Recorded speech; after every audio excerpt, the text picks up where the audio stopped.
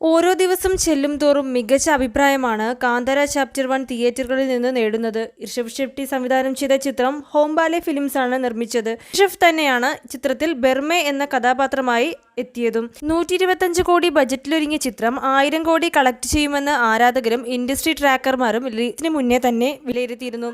ഋഷഭിനെ കൂടാതെ ചിത്രത്തിൽ നടൻ ജയറാം, രുക്മിണി വസന്ത്, ഗുൽഷർ ദേവയ്യ, രാകേഷ് പൂജാരി എന്നിവരും പ്രധാന വേഷത്തിൽ. ചിത്രത്തിന്റെ മേക്കിംഗ് തന്നെയാണ് സിനിമാ പ്രേക്ഷകരെ അമ്പരപ്പെടുത്തിയത്. ഒക്ടോബർ 2 ദസറ റിലീസായാണ് ചിത്രം തിയേറ്ററുകളിലെത്തിയത്. ഇപ്പോഴത്തെ ചിത്രം ആഗോളതലത്തിൽ 500 കോടി ക്രോസ് ചെയ്തിരിക്കുകയാണ്.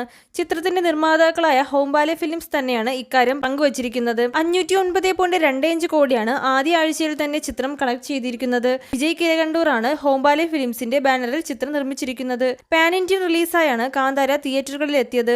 9 ദിവസമായപ്പോൾ തന്നെ ഹിന്ദി പതിപ്പ് 100 കോടി കളക്ഷൻ നേടിയിരുന്നു. 60 കോടിയാണ് തെലുങ്ക് പതിപ്പ് ഇതിനോടകം നേടിയത്.